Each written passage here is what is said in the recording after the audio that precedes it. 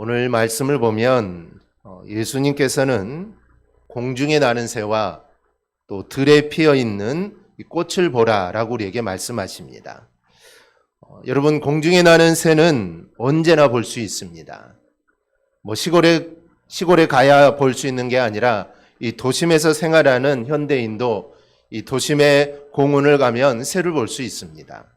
이 삭막한 빌딩 숲에도 여전히 새는 날아다닙니다. 이 나무가 있는 곳에는 어김없이 찾아와 이 새들이 지적입니다. 들에 핀 백합도 그렇습니다. 오늘 성경에 나온 이 백합화로 번역된 이 크리노는 이 백합하늘만을 의미하는 단어가 아닙니다. 이 단어는 이 갈릴리 해변에 자생하는 아네모네, 개양귀비, 글라디올스, 붓꽃 등 이 다양한 야생화를 가르치는 말입니다. 당시 예수님께서 말씀을 선포하시면서 그 산의 주변에 여기저기 피어 있는 그 아름다운 들풀들을 가리키며 아마 주님은 이 말씀을 주셨을 겁니다. 즉, 날아나는 새들을 바라보며 정말 들에 피어 있는 이 들풀들을 바라보며 너희는 공중에 나는 새와 들에 피어 있는 꽃들을 바라봐라 라고 주님은 아마 말씀하실 것입니다. 당연히 요즘 들에도 백합을 비롯한 들풀들이 피어납니다. 놀라운 것은 삭막한 도심에도 조그만 흙만 있으면 거기에 풀들이 자랍니다. 그리고 거대한 바위 틈에 그 바위 틈 사이에 자라나는 이 소나무를 보면 정말 놀라지 않을 수 없습니다. 이렇게 현대 도시 생활에서도 눈만 잠깐 돌리면 공중에 날아다니는 새를 볼 수 있고 들에 아닌 시멘트 틈 사이에 피어 있는 이름 모를 꽃을 우리는 볼 수가 있습니다. 그래서 우리는 주님께서 새와 꽃을 보라고 하셨으니 우리는 고개를 돌려 주변을 돌아볼 필요가 있습니다. 그래서 오늘은 잠시 우리가 고개를 돌려 공중에 나는 새와 또 그 작은 돌틈에 피어나는 꽃을 보면서 우리는 무엇을 생각해야 하는지 우리가 잠시 함께 정리해 보도록 하겠습니다. 먼저는 우리는 너무 염려하면서 살고 있다는 점입니다. 6월절을 앞두고 한 사람이 랍비를 찾아가서 이렇게 말했습니다. 랍비님, 저는 너무 근심이 많습니다. 없는 것이 너무 많아서 이 골머리가 아픕니다. 도저히 못 살겠습니다. 랍비는 그러면 무슨 근심이냐고 묻습니다. 그러자 이 사람이 말하기를 6월절이 다가오는데 무교병 살 돈도 없고 포도주, 자기 옷, 아내 옷, 아이들 옷, 또 고기도 살 돈이 없어서 너무 걱정이 많다는 겁니다. 이 랍비는 물었습니다. 무교병이 얼마요? 5,000원입니다. 포도주는 얼마입니까? 10,000원이요. 자네 옷은 50,000원이요. 아내 옷은 100,000원이요. 자녀 옷은 30,000원이요. 6월절 고깃값은 20,000원입니다. 이 말을 듣던 랍비가 조용히 말합니다. 이제 자녀는 돌아가서 너무 많은 걱정을 하지 말고 한 가지만 걱정을 하게.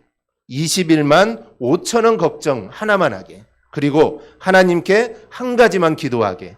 21만 5천원을 달라고 말이야. 우리는 이렇게 참 걱정이 많다는 것입니다. 오니제이 젤린스키가 쓴 모르고 사는 즐거움이라는 책을 보면 이런 이야기가 나옵니다. 이 그림을 보면은 40%는 절대로 일어나지 않을 일이며 30%는 이미 벌어진 일이라고 합니다. 22%는 사소한 것에 대한 걱정이고 4%는 우리의 힘으로 해결할 수 없는 일이며 나머지 4%가 우리가 바꿀 수 있는 것에 해당한다라는 것입니다. 즉, 우리가 고민해야 할 문제는 실제는 4%에 불과하다는 것입니다. 나머지 96%는 우리가 고민하고 우리가 걱정한다고 해서 이게 해결될 수 있는 것이 아닙니다. 이렇듯 우리는 너무 쓸데없이 잡다한 근심을 정말 많이 합니다. 그런데 주님은 이러한 염려를 버리라고 하십니다. 왜 주님이 이 말씀을 하셨을까요? 주님이 이런 말씀을 하신 이유가 분명히 있을 것이고 바로 그 이유가 오늘 성경이 우리에게 주시는 이 메시지입니다. 25절을 보면 바로 그 의미가 나타납니다. 그러므로 내가 너희에게 이르노니 목숨을 위하여 무엇을 먹을까 무엇을 마실까 몸을 위하여 무엇을 입을까 염려하지 말라. 이 말씀 끝부분에 보면은 염려하지 말라라고 하십니다. 이게 우리에게 주시는 첫 번째 메시지입니다. 즉 사람들은 너무 염려하며 살고 있다라는 점입니다. 일단 주님이 하신 말씀을 보면 사람들은 무엇을 먹을지 무엇을 입을지를 놓고 지나치게 염려한다는 것입니다. 주님 눈에 그렇게 보인 것이죠. 물론 당시 어려운 사람들이 참 많았습니다. 먹고 입을 것이 없는 시대였습니다. 우리나라도 50년대, 60년대 이 보릿고개 이야기를 합니다. 50년대 한국전쟁 이후에 우리나라는 먹을 것이 없었습니다. 하루하루 먹을 것을 염려하는 시대였죠. 그런데 본문은 이런 시대보다 아마 더 힘들었을 것입니다. 그럼에도 주님은 염려하지 말라는 것이죠. 즉 염려할 것이 수두룩한데 그래도 주님은 염려하지 말라고 합니다. 왜냐하면 염려한다고 그 문제가 해결되는 게 아니기 때문입니다. 이에 대해 주님께서 27절에서 이렇게 말씀합니다. 너희 중에 누가 염려함으로 그 키를 한 자라도 더할 수 있겠느냐. 즉 아무리 염려한다고 해도 이미 자란 키 더 이상 자라지 않습니다. 염려한다고 해서 해결되는 게 아니라는 것이죠. 염려는 문제 해결의 열쇠가 아니라 다른 것입니다. 그러므로 우리는 절대로 염려해서는 안 됩니다. 생각해 보면 이제 시대적으로 참 많이 변했습니다. 물론 오늘날에도 먹을 것을 걱정하며 사는 사람들이 없는 것은 아니지만 그래도 삶의 수준이 많이 높아졌습니다. 이러니 저러니 해도 하루 세 끼를 다 먹습니다. 그것도 이 쌀밥으로 먹죠. 그런데도 먹을 것을 놓고 염려합니다. 그 염려의 성격이 조금 바뀌었습니다. 옛날에는 먹을 것이 없어서 염려했는데 이제는 없어서 못 먹는 것이 아니라 이걸 먹을까 저걸 먹을까 여기에 염려를 합니다. 또한 입을 것이 다 헤어져 버리는 경우도 없습니다. 헌옷을 수거하여 수출하는 기업인들을 보면 헌옷 중에 명품 옷도 가끔씩 이렇게 나온다는 것이죠. 사람들은 이제 옷이 헤어져 버리는 것이 아니라 유행이 지나서 버리게 됩니다. 그러니까 지금은 옷이 없어서 추워서 떠는 게 아닙니다. 물론 지금도 옷이 없어서 떠는 사람들도 있습니다. 이렇게 어려운 분도 있지만 지금 제가 말씀드리는 맥락은 이 시대는 풍요로운 시대라는 것입니다. 만약 예수님이 오늘날 우리의 모습을 보면 어떤 말씀을 하실까요? 염려하지 말라라가 아니라 너희들 참 별 걱정을 다 하고 산다라고 우리에게 말씀하실 겁니다. 별의별 걱정을 다 하는 게 인간입니다. 본문에서 그것을 말합니다. 그러나 그 염려하는 것으로 우리는 어떤 문제도 해결할 수 없습니다. 그래서 주님께서는 염려하지 말라라고 말씀을 합니다. 만약에 그 염려가 우리의 문제를 해결한다면 우리는 늘 염려하겠죠. 그런데 그 염려는 절대로 문제를 해결할 수 없습니다. 그럼 주님께서 염려하지 말라고 하신 진짜 이유가 무엇일까요? 앞에서는 우리가 쓸데없이 염려하고 있으니까 염려하지 말라라고 하신 거라고 했습니다. 그럼 그렇게 말씀하신 진짜 이유가 무엇일까요? 이건 역시 오늘 본문에서 이미 말씀하고 있습니다. 우리가 염려하는 것들이 입는 것과 먹는 것들인데 공중에 나는 새와 들에 피는 꽃이 그런 것을 염려하느냐라고 우리에게 물으십니다. 그런 염려를 하지 않는데도 공중에 나는 새는 그들의 자유로움과 아름다움을 마음껏 뽐내면서 공중을 날아가고 있습니다. 들에 핀 꽃들은 토양과 수분을 염려하지 않는데도 정말 아름답습니다. 염려해서 먹고 염려해서 아름다운 게 아닙니다. 그럼 염려를 하지 않은 들꽃이 어떻게 이렇게 아름다울까요? 공중에 나는 새가 마냥 자유로울 수 있는 이유가 어디에 있습니까? 30절에 답이 있습니다. 오늘 있다가 내일 아궁이에 던져지는 들풀도 하나님이 이렇게 입히시거든. 즉 염려해서가 아니라 하나님이 입히시기에 들풀이 그렇게 아름다운 것입니다.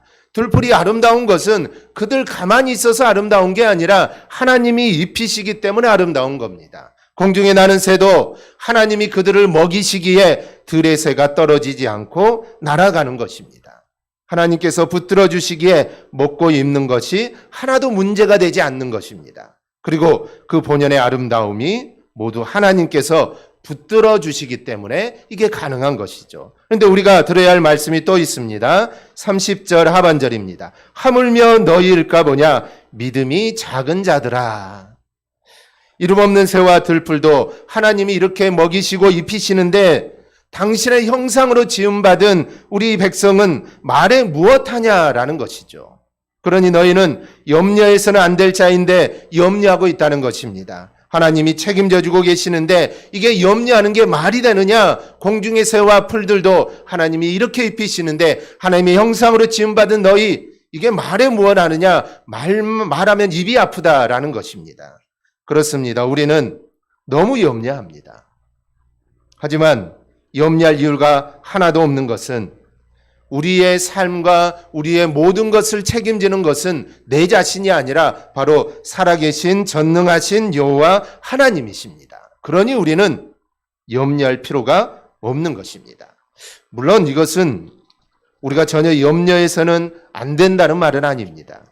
사람이 염려하지 않고 걱정하지 않고 근심하지 않고 그렇게 살 수는 없습니다. 염려, 근심, 걱정 이런 기능도 어찌 보면 하나님이 하나님의 형상을 닮은 인간에게 주신 우리 인간만이 가지고 있는 고유의 특징입니다. 짐승들, 풀들 그들은 이런 근심 걱정하지 않습니다. 동물들 걱정하지 않습니다. 그들은 본능대로 살아가는 것이죠. 우리 인간만이 걱정을 하고 염려하고 근심하는 것입니다. 주님도 십자가를 지기 전날 밤 겟세마네 동산에서 큰 근심을 하셨습니다. 그러므로 어떤 문제에 대해 염려하고 근심하는 것을 아주 그만식은 것은 아닙니다. 여기서 염려하다라는 이 헬라어 원어는 습관적으로 반복하여 염려하고 근심하는 것을 의미합니다. 즉 문제는 습관적이고 반복적인 염려입니다. 습관적으로 생활에 대한 염려와 근심을 하는 사람은 신앙에 문제가 있는 사람입니다.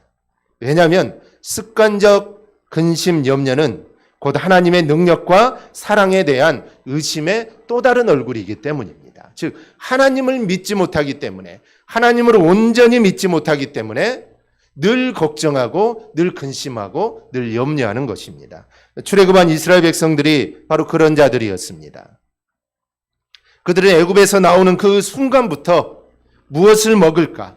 무엇을 입을까? 무엇을 마실까? 여기에 대한 염려하고 근심했습니다. 그들이 근심하기 바로 전에 그들은 하나님의 능력을 보았던 사람입니다.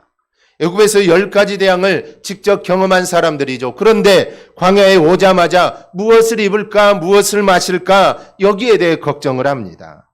그 습관적인 염려와 근심은 하나님에 대한 의심으로 자랐고 그 의심은 불신앙의 열매를 낳게 되었던 것입니다. 그래서 어떻게 됩니까? 결국 그들은 40년 동안 광야를 유랑하다가 광야에서 다 죽게 되고 오직 믿음 있는 여호수아와 갈렙 그리고 광야에서 태어난 자들만 약속의 땅을 얻게 되었습니다.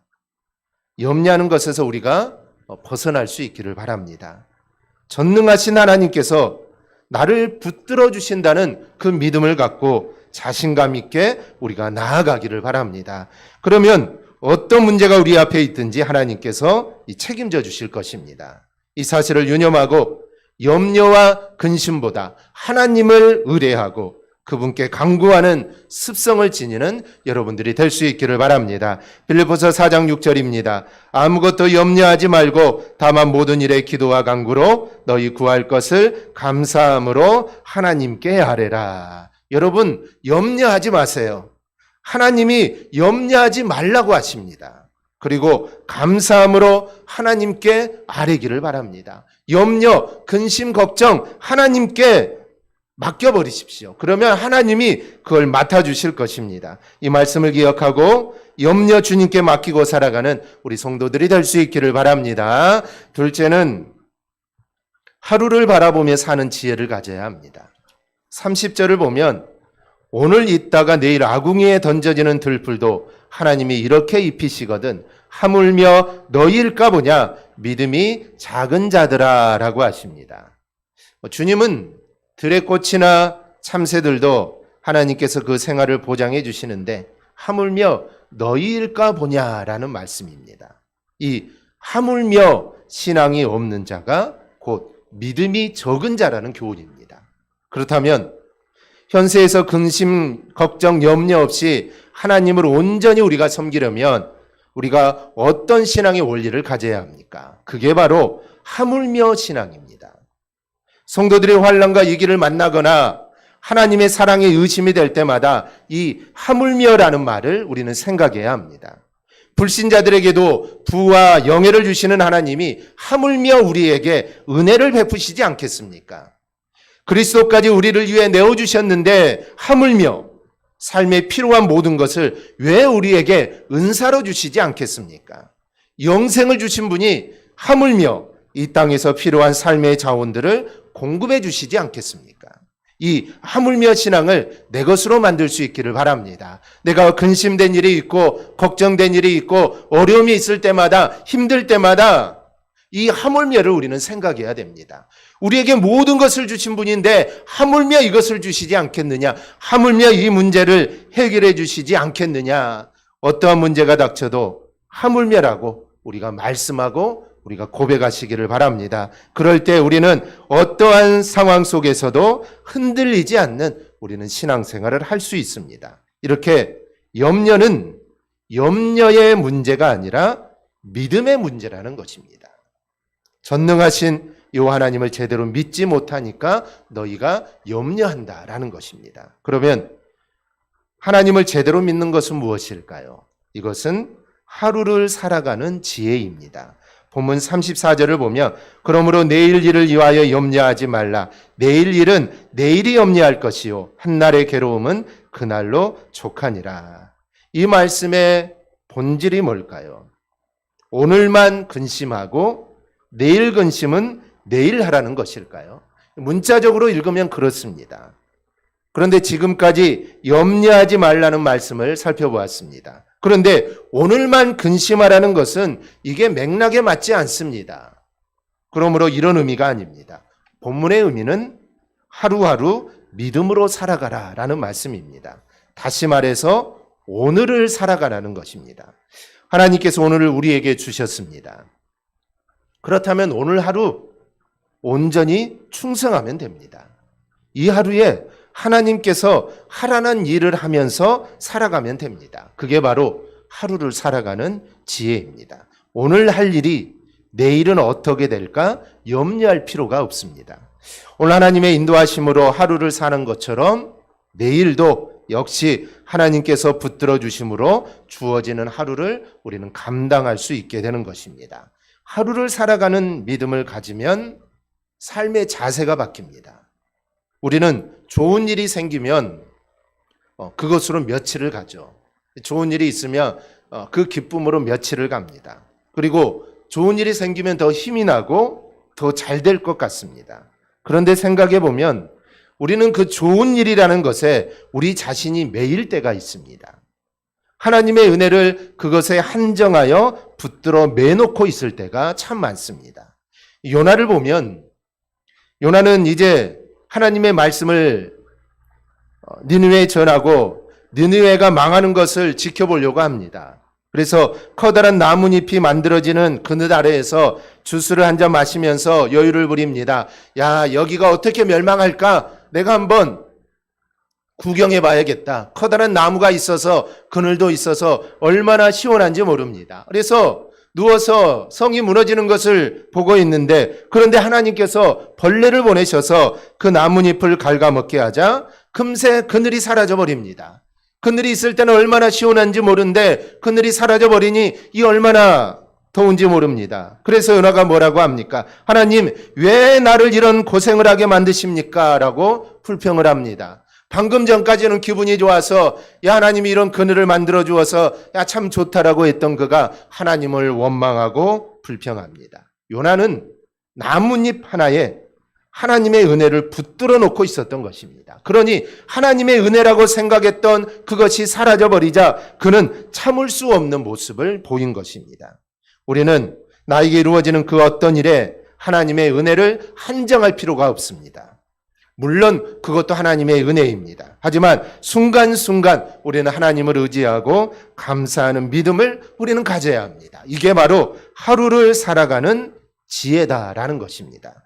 하루를 살아가는 지혜를 가지면 매일 감사합니다.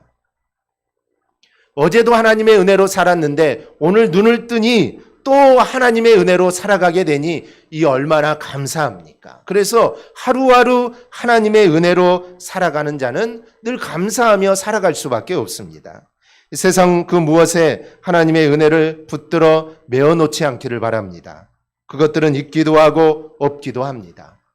하나님께서 그것을 주시기도 하고 또한 취하게도 하십니다. 주시는데도 하나님의 은혜가 있고 취하여 가시는데도 하나님의 은혜가 있습니다. 요나에게 그늘을 주신 하나님의 은혜가 있고 그 그늘을 그 나뭇잎을 취하여 가신 것도 거기에도 하나님의 은혜가 있었던 것입니다. 그러니 모든 것에 하나님의 은혜가 있습니다. 그러니 우리는 매 순간 오직 하나님의 은혜로 우리가 살아갈 수 있기를 바랍니다. 이게 바로 믿음 있는 자의 삶의 모습입니다. 셋째는 우리는 먼저 그의 나라와 그의 의를 구해야 합니다.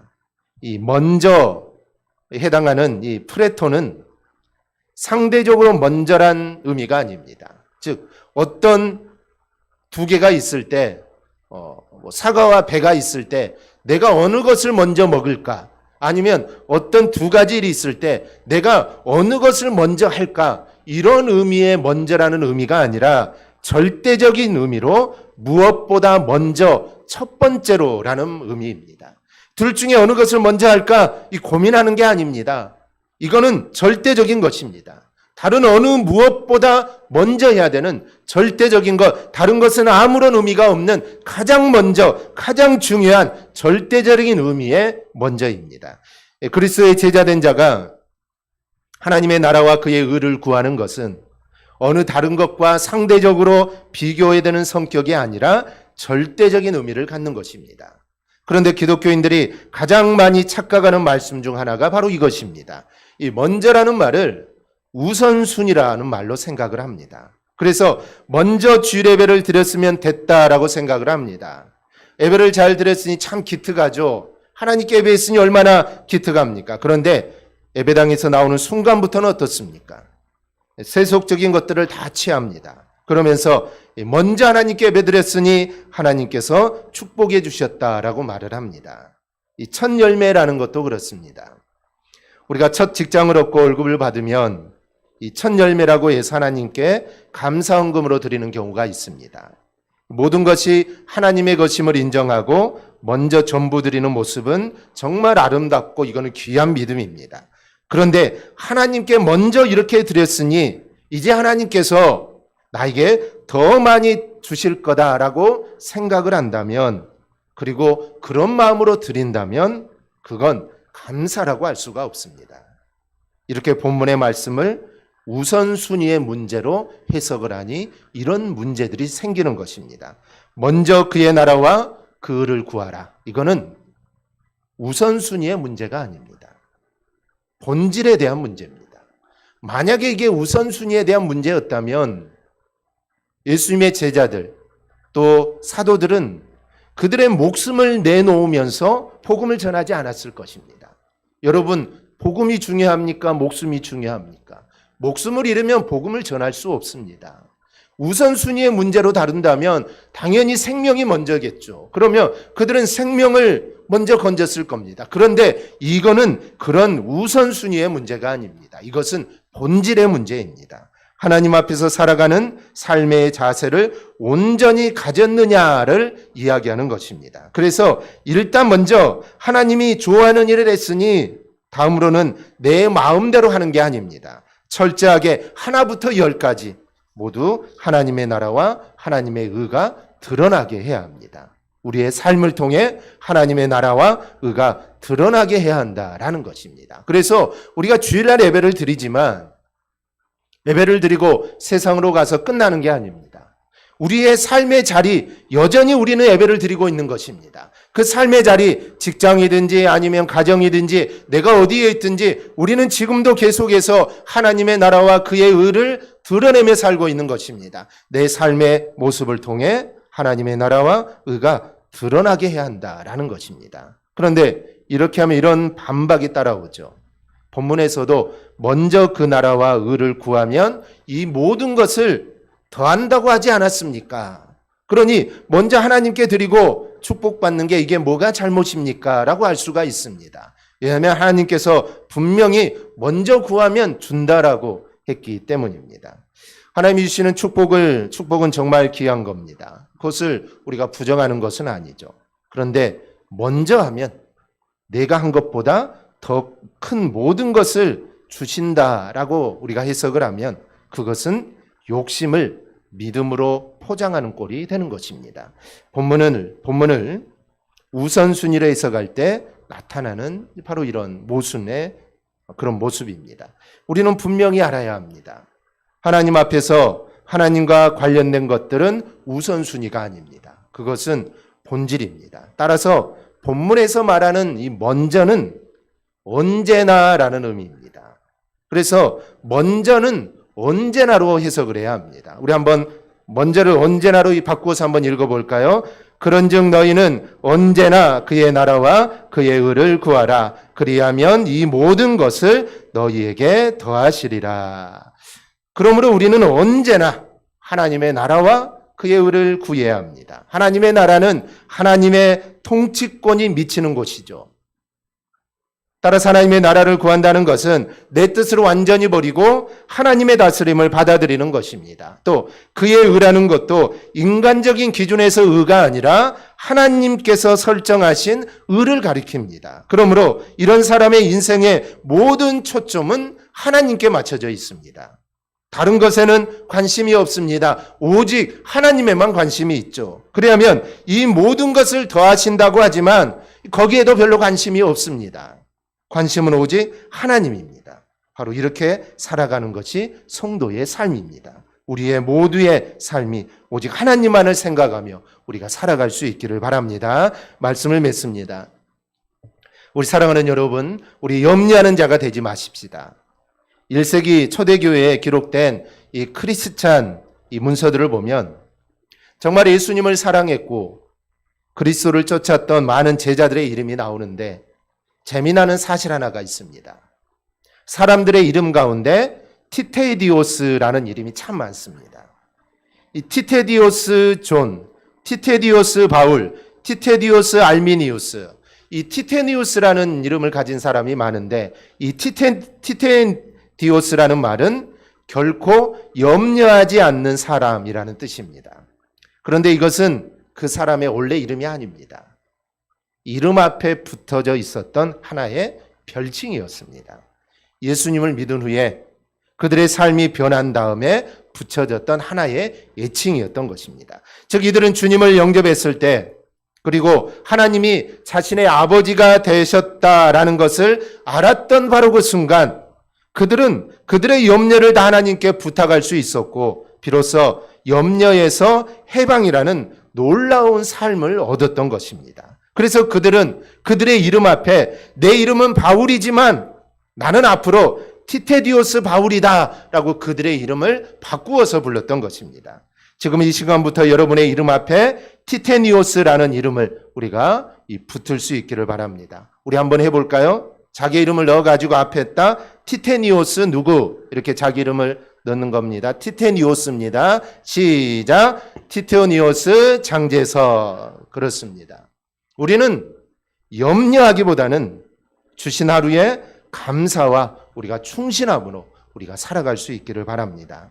오늘도 하나님의 은혜로 살아가는 것입니다. 그러면 내일 또한 오늘이 되기 때문에 내일도 하나님의 은혜로 우리는 살아가는 것입니다. 그래서 매일 하루하루 하나님이 주신 하루하루를 우리는 정말 충성하며 하나님께 감사하며 하나님이 기뻐하시는 일들을 행하며 우리가 살아갈 수 있기를 바랍니다. 주일이나 월요일, 화요일, 수요일, 목요일, 금요일 매일매일 하루하루가 우리는 하나님이 주시는 날임을 알고 하루를 염려하지 말고 하나님께 맡기고 하루하루를 우리가 살아갈 수 있기를 바랍니다. 그리하여 하나님의 기쁨이 되며 세상에 그리스도의 향기를 바라는 우리 성도들이 다 될 수 있기를 주님의 이름으로 축원합니다. 아멘. 기도